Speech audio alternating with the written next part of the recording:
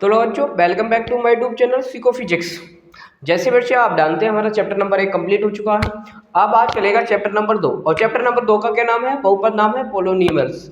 इसमें सबसे पहले हम डिस्कशन कर लेंगे बेटा कि हम इसमें कौन कौन से टॉपिक के बारे में पढ़ेंगे। सेकंड चैप्टर में कौन कौन से टॉपिक्स के बारे में हम डिस्कशन करेंगे, इसके बारे में थोड़ा सा पढ़ेंगे, ठीक है।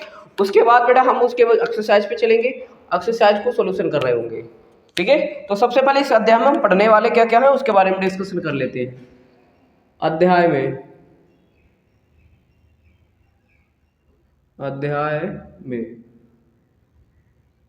ठीक है। सबसे पहले बेटा हम पढ़ेंगे इसमें परिचय। किसके बारे में? बहुपद का परिचय। परिचय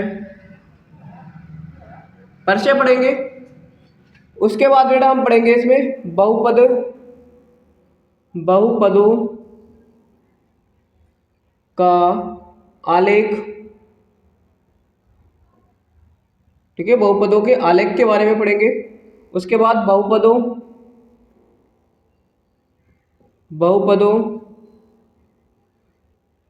का शून्यक, बहुपदों के शून्यक क्या होते हैं, शून्यक, उनके बारे में, ठीक है। बहुपद के शून्यक कैसे निकालते हैं उसके बारे में डिस्कस करेंगे।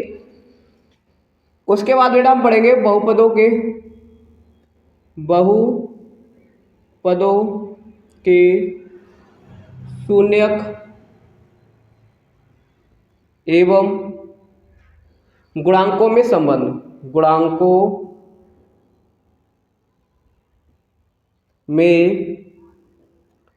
संबंध, से इसके बारे में पढ़ेंगे। और उसके बाद बेटा हम पढ़ेंगे इस चैप्टर में क्या पढ़ेंगे? बहुपदों का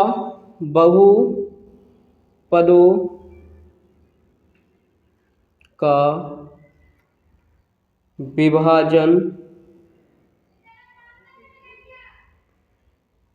एल्गोरिथम, ठीक है। विभाजन एल्गोरिथम के बारे में हम पढ़ रहे होंगे। सही बच्चा। अब थोड़ा सा डिस्कशन कर लेते हैं बेटा, हमारे लिए इंपॉर्टेंट कौन सा है, कौन सा पॉइंट इंपॉर्टेंट है। तो बेटे मैं बात करूं बेटे, ये वाले दोनों जो पॉइंट हैं बेटे हमारे लिए मोस्ट इंपॉर्टेंट हो जाते हैं। से ये वाले जो पॉइंट्स हैं वो हमारे लिए इंपॉर्टेंट होते हैं, और साथ ही साथ इसे भी हम इंपॉर्टेंट बोलेंगे। ये भी हमारे एग्जाम बोर्ड में आता है, बोर्ड एग्जाम में आए वाला पॉइंट भी आता है, ठीक है। तो इतने जो टॉपिक हैं हम इस वाले चैप्टर में पढ़ेंगे, चैप्टर नंबर 2 में, जिसे का नाम क्या है? बहुपद नाम है, पोलोनिमियल्स नाम है, ठीक है। तो बेटा सबसे पहले हम डिस्कशन कर लेते हैं परिचय पे। परिचय क्या है इसके बारे में थोड़ा सा डिस्कशन कर लेते हैं, ठीक है। ठीक है लाडलो, कोई दिक्कत तो नहीं? चलते हैं बेटा फिर आगे,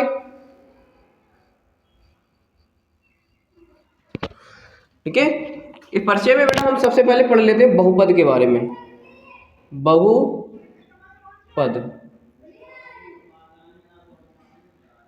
ठीक है।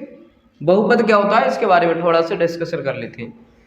तो बेटा यहाँ से अगर मैं बात करूं ax² प्लस का bx प्लस का c, ठीक है। मतलब क्या हुआ? व्यंजक, बहुपदों का बीजीय व्यंजकों का ऐसा ग्रुप या ऐसा समूह, ठीक है। एक समूह, बीजीय व्यंजकों के समूह को क्या बोलेंगे? बहुपद कहते हैं। बीजीय व्यंजकों के समूह को बहुपद कहते हैं। और इस बहुपद को बेटे हमने क्या किया गया? तो देखो ये बीजीय व्यंजक है, एक ये हो गया, ये हो गया, ये हो गया, तो बीजीय व्यंजक हो गए। इन सारे बीजीय व्यंजकों का, ये बहुत सारे बीजीय व्यंजक हो रहे हैं, बहुत सारे बीजीय व्यंजक हो रहे हैं, तो ये क्या कहलाएगा बेटा? बहुपद कहलाएगा। और इसी बहुपद को बेटा 2 आधारों पर बांटा गया। कितने आधारों पर? 2 प्रकार से बांटा गया है। कौन कौन से 2 प्रकार हैं? तो बेटा सबसे पहले अगर डिस्कशन करें तो सबसे पहले देखेंगे कौन सा पॉइंट है बेटा। इसे सबसे पहले बांटा गया है पदों के आधार पर, पदों के आधार पर, ठीक है। पदों के आधार पर बांटा गया है। दूसरा घातों के आधार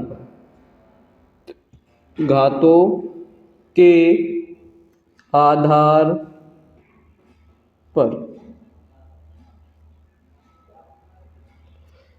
कितने प्रकार से बांटा गया? तो 2 प्रकार से बोलेंगे। एक तो पदों के आधार पर, पदों के आधार पर बांटा गया, दूसरा घातों के आधार पर बांटा गया। से पहले डिस्कशन करेंगे पदों के आधार पर, फिर डिस्कशन करेंगे घातों के आधार पर। ठीक है, तो बेटा पहले पदों के आधार पर तो कर लेते हैं। ठीक है, पदों के आधार पर तो एक टेबल बना लेते हैं बेटा। लिखेंगे एक तरफ पदों की संख्या, पदों की संख्या से, और इधर लिखेंगे उदाहरण। ठीक है, ये लिखेंगे उदाहरण और बहुपद के नाम, बहुपद के नाम।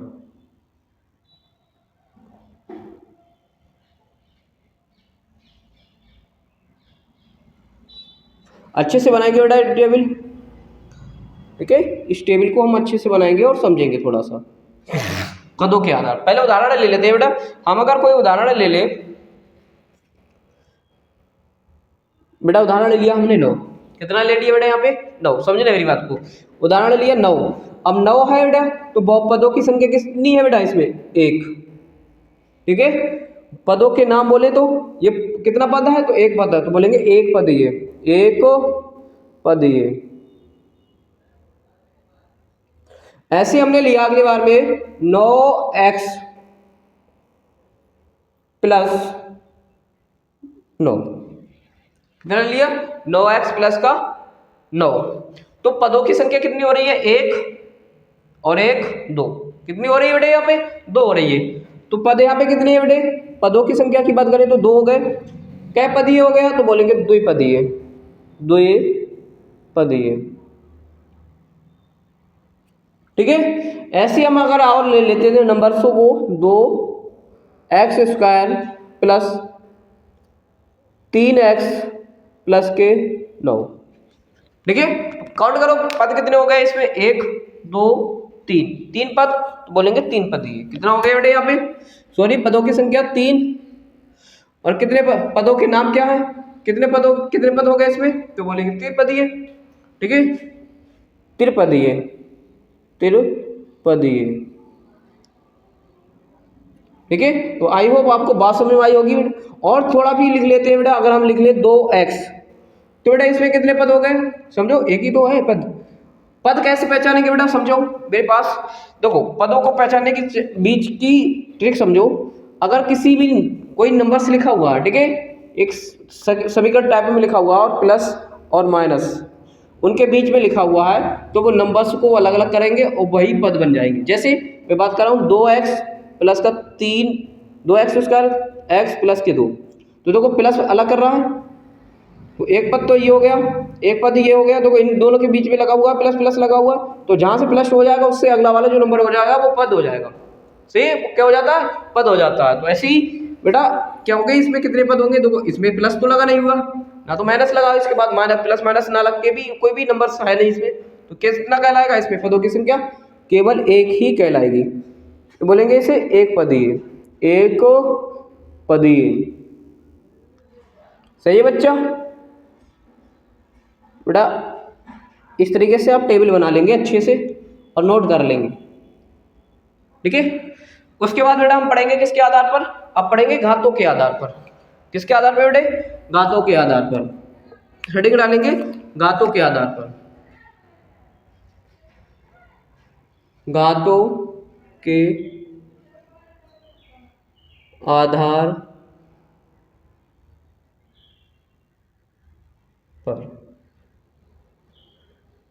सही है, किसके आधार पर बेटे, घातों के आधार पर पढ़ेंगे। तो लिखेंगे यहाँ पे घातों के आधार पर अगर पढ़ेंगे तो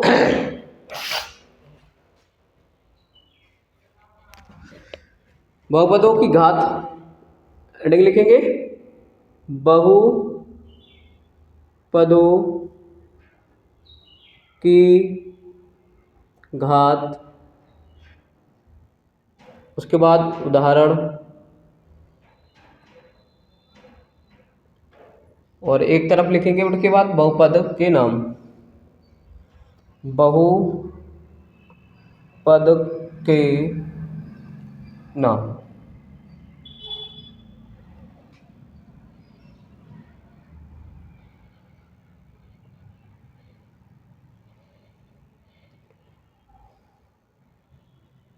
एकदम अच्छे से टेबल बनाएंगे, ठीक है ना,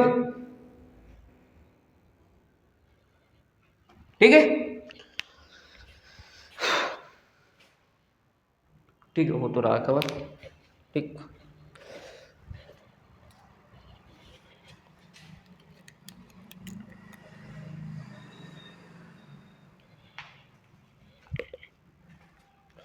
आते हैं बेटा, तो देखते हैं इसमें।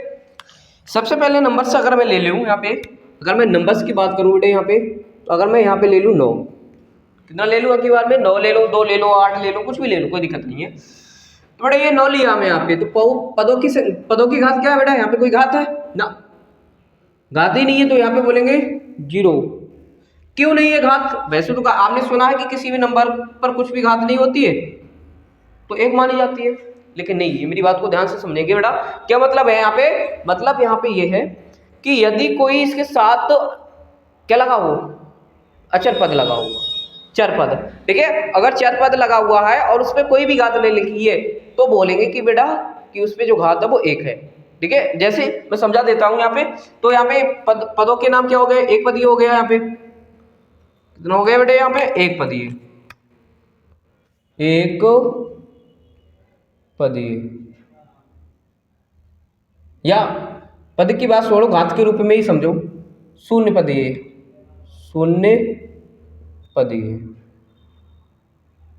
ठीक है, कितना हो गया, शून्य पदी। अगर जैसे अभी मैं दूसरी वाली बात समझा रहा था, वो वाली ये देखो, इसके साथ अचर नंबर है और चर नंबर भी है, अचर नंबर है और चर नंबर भी है, लेकिन इस चर पर देखना होगा, सबसे पहले किस पे देखना होगा, चर पे। चर पे कोई घात है ना, मैंने कहा कि चर अचर दोनों एक साथ लिखे हुए हैं, चर अचर दोनों एक साथ लिखे हुए हैं, और फिर उसके बाद हम चर नंबर है उसके ऊपर अगर कोई घात नहीं लिखी है तो मानते हैं क्या होगी, एक घात होगी। तो इसके ऊपर कितनी मानी जाएगी बेटा, कितनी घात है बेटे, एक घात है, ठीक है, कितना हो गया बेटा, एक घातीय, ये क्या बोलेंगे, एक घातीय, ठीक है। ऐसे ही अगर मैं बात करूं 2x² प्लस का 9, ठीक है, तो कितनी घात हो रही है इसमें, 2, तो बोलेंगे कितनी घात है, 2 घातीय, 2 घात है, तो ये बहुपद कैसा हो गया, द्विघातीय बहुपद, द्विघातीय बहुपद, ठीक है। और एग्जाम्पल से ले ले, अगर मैं कहूं तो बेटा, अगर मैं ये कहूं तो a² हो गया, 2a², तो देखो इसमें पद की अगर मैं बात करूं तो पद तो एक ही है इसमें, है ना, है पद एक ही है, लेकिन इसमें जो घात है बेटा कितनी है, 2 घात है।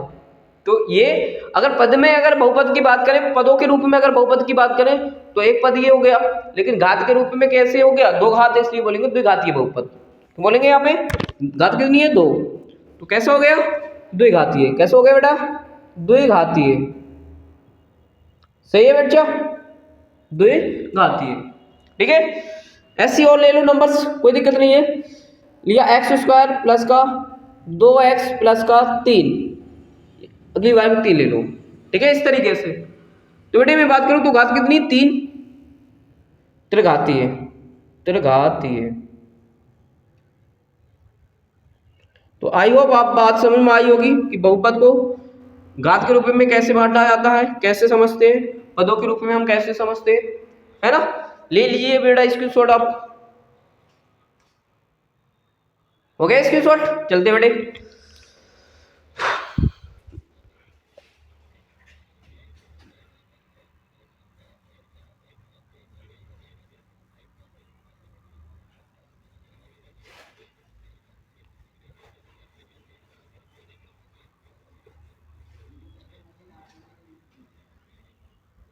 ये तो हो गया इसका परिचय, ठीक है, ये बात जो थी टोटली किसके बारे में थी, परिचय के बारे में बात थी।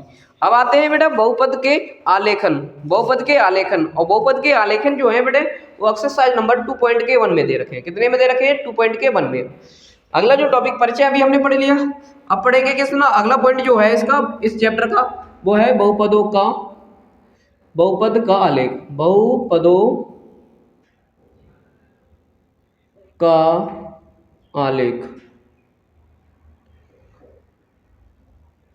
बहुपदों का आलेख, ठीक है, इसके बारे में पढ़ेंगे बेटे हम। अच्छा इसके बारे में पढ़ेंगे तो थोड़ी सी और बेसिक बातें तो थोड़ी समझ ही लेते हैं, ठीक है। जैसे ही एक्सरसाइज पे चलते हैं, चलो एक्सरसाइज से ही बेसिक बातें क्लियर कर रहे होंगे हम, ठीक है। एक्सरसाइज नंबर है 2.1, ठीक है। 2.1 में क्वेश्चन दे रखा है बेटा हमारा, क्या कह रहा है क्वेश्चन, आ जाओ भैया क्वेश्चन निकल के आ जाओ, किधर है भैया, हाँ। क्वेश्चन कह रहा है हमसे कि किसी भी बहुपद px के लिए, किसके लिए, कोई बहुपद है, क्वेश्चन है पहला ही इसका, किसी बहुपद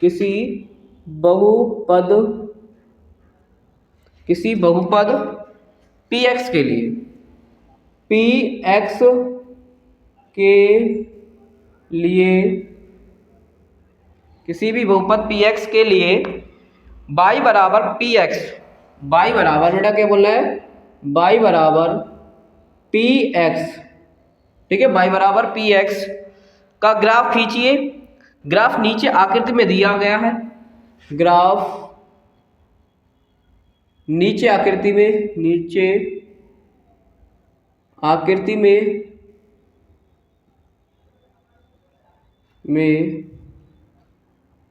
दिया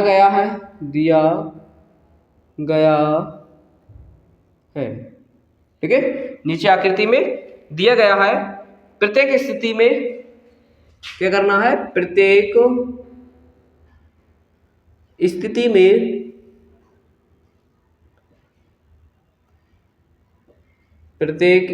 में px के शून्यकों की संख्या ज्ञात कीजिए, px के शून्यकों की संख्या ज्ञात कीजिए, ठीक है। तो बेटा हम लिख लेते हैं, पहला डायग्राम क्या दे रखा है,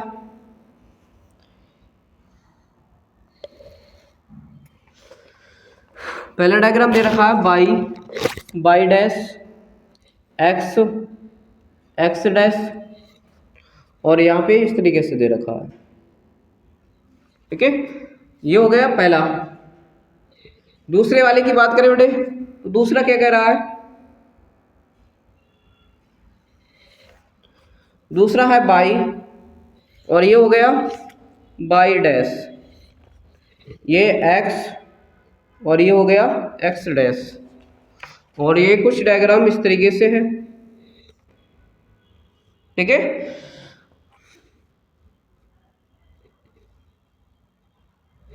अगला डायग्राम क्या कह रहा है, अगला डायग्राम भी बना लेते हैं।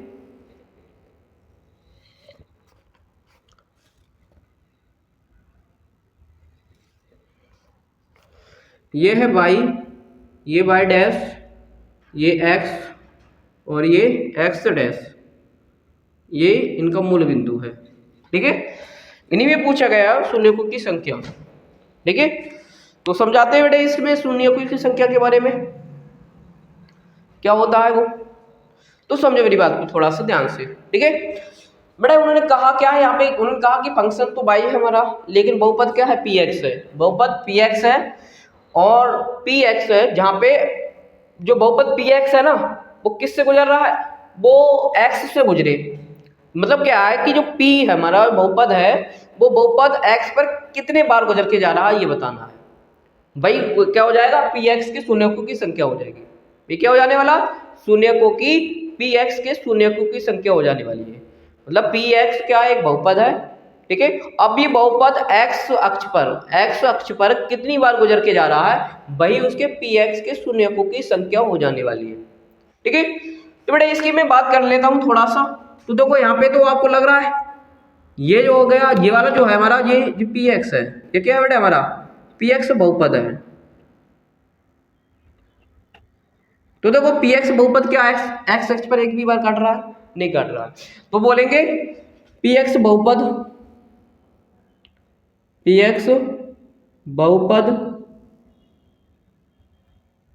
के शून्यकों की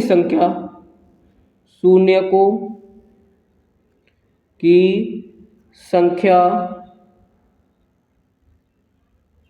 जीरो है। कितनी है बेटा? जीरो, क्योंकि एक ही बार नहीं जा रहा ना, इसलिए जीरो है। क्योंकि अब रीजन क्या है बेटा इसका, तो लिख लेंगे क्योंकि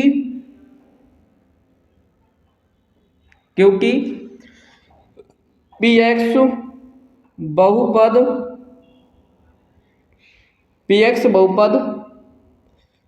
एक्स अक्ष पर एक भी बार नहीं काट रहा है, एक भी बार नहीं काट रहा है, ठीक है। अच्छा, इस वाले पॉइंट की बात करूं, ये सेकंड पॉइंट हो गया हमारा और ये थर्ड पॉइंट है, और ये आंसर जो था वो फर्स्ट पॉइंट का था। अब आते हैं सेकंड पॉइंट पे बेटे। से सेकंड पॉइंट क्या कर रहा है, देखो सेकंड पॉइंट की बात करें तो ये हमारा पी एक्स जो है बहुपद है, ये वाला पी एक्स जो है वो बहुपद है, ठीक है।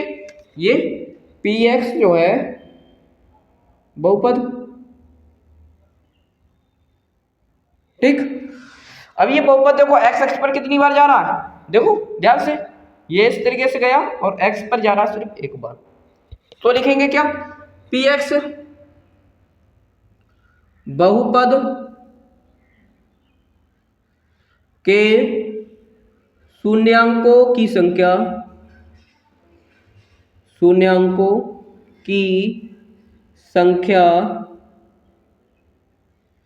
एक है, क्योंकि क्यों रीजन क्या है इसका, तो बोलेंगे क्योंकि पी एक्स बहुपद एक्स अक्ष पर एक बार गुजर रहा है या काट रहा है, गुजर रहा है, ठीक है लाडलो। अगले पॉइंट की बात कर लो, थर्ड वाले की। थर्ड का आंसर क्या होगा, थर्ड पे आते हैं बेटे, एक बार, दो बार, तीन बार। तो इसमें पी एक्स के बहुपदों की संख्या कितनी हो जाने वाली है, तीन। तो लिखेंगे पी एक्स बहुपद के शून्यांकों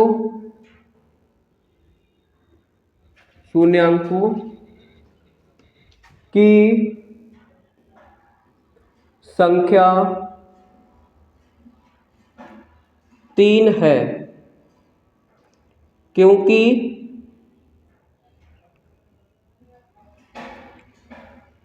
पी एक्स बहुपद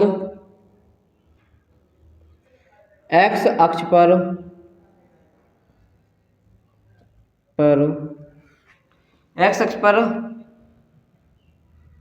तीन बार गुजर रहा